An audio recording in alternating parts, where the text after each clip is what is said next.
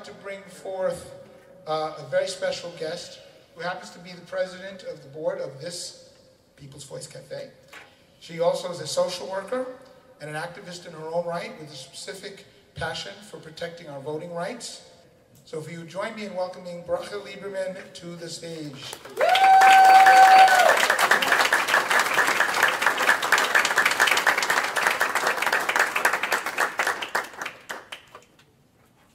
Hi everyone. So I'm going to share 4 things. One is 2 very short readings in relation to the civil rights movement. Another is a poem, and so there are 2 statements. Another is a poem, and the last one is a song where you get 1 line in it. And I'll let you know when to come in. And if I forget to let you know, just come on in anyway. Okay, so first of all, I want to thank everyone who put this together, especially Chris, and especially the entire choir and band and everyone. This is an amazing thing. And this in itself shows the power of people to come together.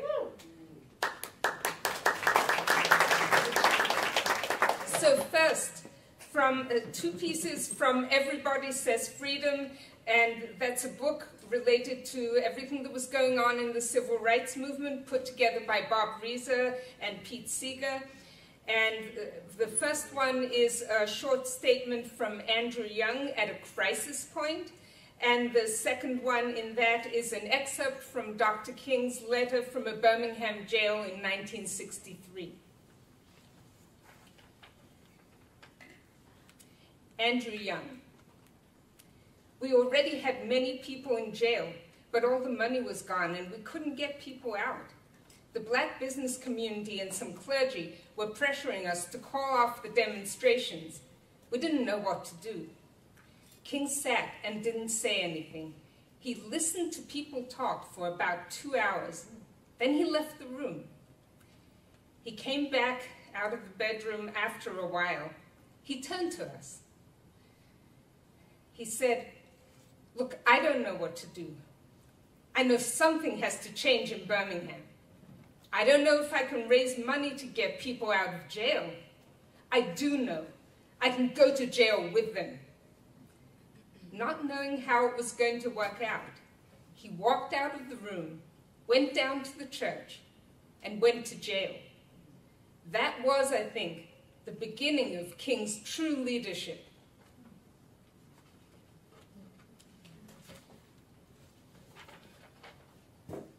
From jail, King wrote to the black religious leaders who had urged him to go slow.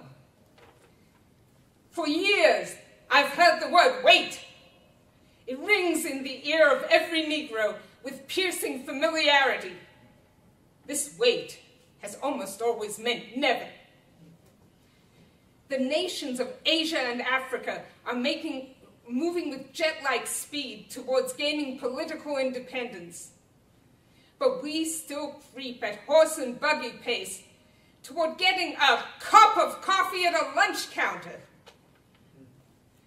When you have seen vicious mobs lynch your mothers and fathers at will and drown your sisters and brothers at whim, when you've seen hate-filled policemen curse, kick, and even kill your black brothers and sisters, when you see the vast majority of your 20 million Negro brothers smoldering in an airtight cage of poverty in the midst of an affluent society, when you have to concoct an answer for a 5-year-old son who is asking, "Daddy, why do white people treat colored people so mean?"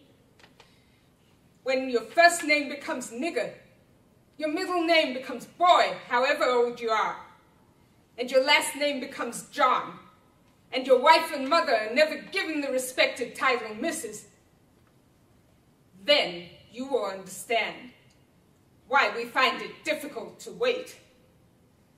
There comes a time when the cup of endurance runs over.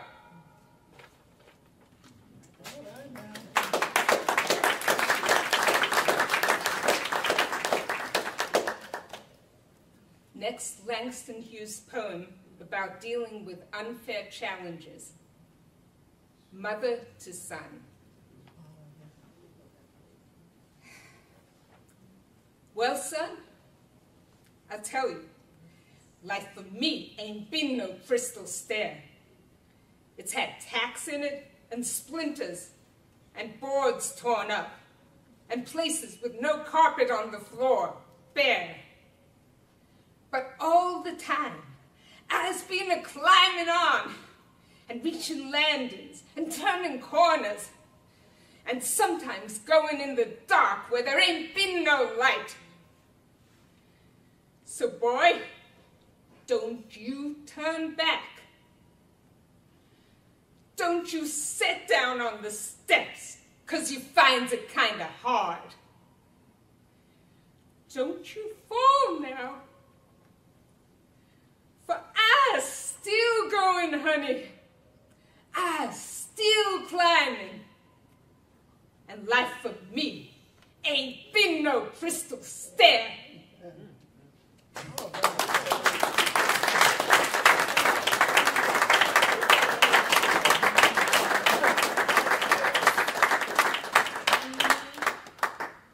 So civil rights is not just a history lesson. When it comes to the rights of black and brown people, there are still many inequities and ways to help. Here is one that I've been involved in. The past couple years I've been doing phone banking in a bunch of states where there have been problems with voting to make sure that people there who have been discriminated against know their rights. One woman I spoke to about encouraging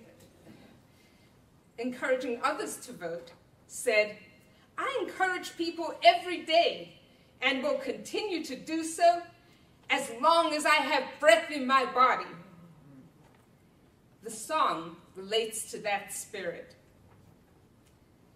So the song is about supporting someone through challenges and challenging times, and it was written a few years ago by Brian Claflin and Ellie Grace. It's called I'm Gonna Walk It With You. So that's going to be your line wherever it shows up. So I'm just going to say it, you'll say it back, and I'm going to sing it, and you sing it back, and then we'll go into the song. I'm gonna walk it with you. I'm gonna walk it with you. I'm gonna walk it with you. I'm gonna walk it with you. You got it. Okay, and now for the song. Well, it looks like it might be a hard road, but I'm gonna walk it with you. I know you might have a heavy load, but I can carry some too. I will lift you up when they push you down. I will raise my voice, stand my ground. Well, it looks like it might be a hard road, but I'm gonna walk it with you. Well, it looks like it might be a long night, but I ain't going nowhere. And I know it's gonna be a hard fight, but I will stay right here.